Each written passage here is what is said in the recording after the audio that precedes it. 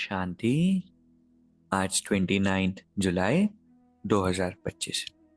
Self progress के लिए 3 main points.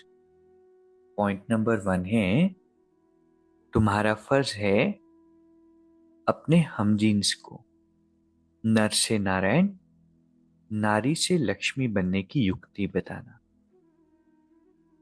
हम सभी अपनी रिस्पॉन्सिबिलिटीज निभा रहे हैं, काम काज करते हैं, जो भी चीजें करते हैं, लेकिन वो रिस्पॉन्सिबिलिटीज ही हमारा फर्ज नहीं है। उसके ऊपर भी हमारी एक जिम्मेवारी है कि जो भी हमारे संपर्क में आते हैं, कांटेक्ट में आते हैं, चाहे फ्रेंड्स हो, फैमिली हो या सेवा अर्थ हो, बिजनेस के अर्थ हो, हमें क्या करना है? सभी को परमात्मा का परिचय देना। सभी को बताना है कि अभी इस समय परिवर्तन का है, दुनिया ट्रांसफॉर्म हो रही है। जहाँ पर एक तरफ नेगेटिविटी बढ़ रही है, असंतुष्टता बढ़ रही है, इतने सारे विकार बढ़ रहे हैं, इतना क्राइम बढ़ रहा है, दूसरी तरफ कुछ सोल्स है जो जागृत हो गई है, जो सेल्फ प्रोग्रेस कर रही है, सेल्फ ट्रांसफॉर्मेशन कर रही है, क्योंकि अभी दुनिया कलयुग से सतयुग की ओर बढ़ रही है। तो हमें नर से नारायण बनना है, नारी से लक्ष्मी बनना है। ऐसा इंपॉर्टेंट समय अभी है। हमने तो इस बात को जान लिया, लेकिन साथ साथ में ये हमारा फर्ज है, कर्तव्य है कि सभी को हम ज्ञान की बातें बताएं। दूसरा पॉइंट है, अपने सर्व खजानों को अन्य आत्माओं की सेवा में लगाकर सहयोगी बनने वाले सहज योगी भव।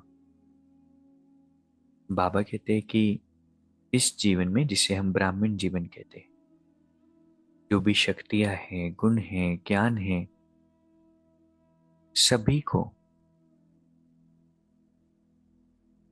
सेवा में लगाना है, सहयोगी बनना है सभी आत्माओं के। अपने आप को विश्व की सभी आत्माओं के सेवाधारी समझकर चलना है।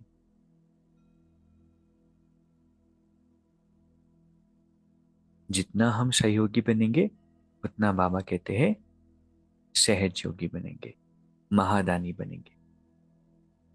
जो भी खजाने हमारे पास है, चाहे समय का हो, संकल्प का हो, श्वासों का हो, गुणों का हो, शक्तियों का हो, ज्ञान का हो, तन का हो, मन का हो, धन का हो, ये 9 खजाने हैं। हर खजाने को खुद को सेवाधारी समझ सेवार्थ लगाना है, सफल करते जाना है। तो क्या होगा?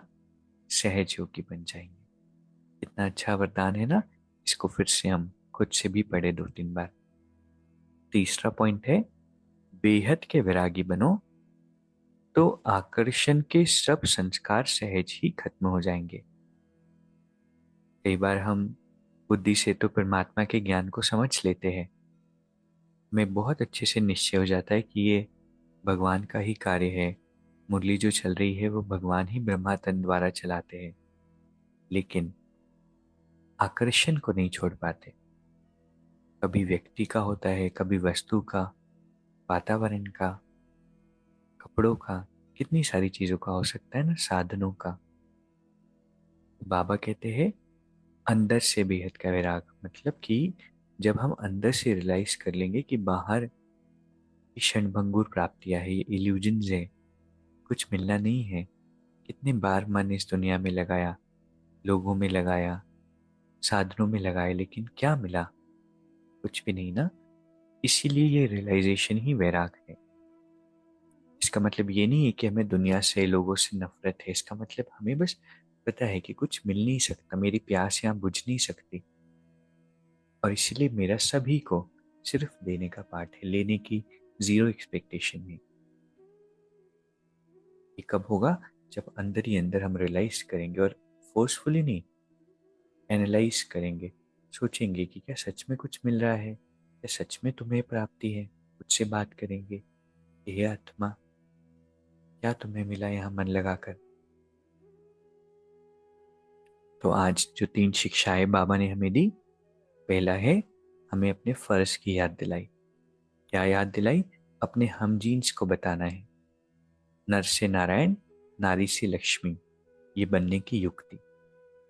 दूसरा पॉइंट है हमारे जो भी खजाने हैं, तन मन धन समय संकल्प श्वास, जो भी खजाने हैं, ज्ञान गुण शक्ति, सभी को अन्य आत्माओं के प्रति खुद को सेवाधारी समझते हुए लगाना है, सहयोगी बनना है सभी। तो क्या होगा?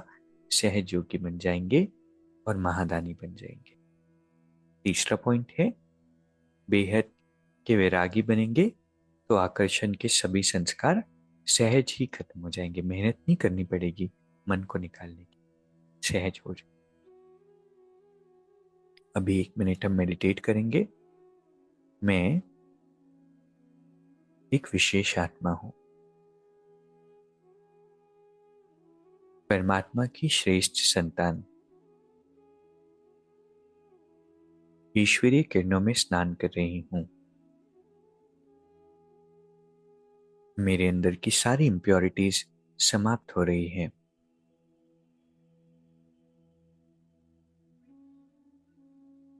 मैं परम पवित्र आत्मा हूं, बाहर के सभी आकर्षणों से मुक्त। हे आत्मा, तुम्हें हर खजाने को सफल करना है, हर आत्मा की सेवा प्रति लगाना है।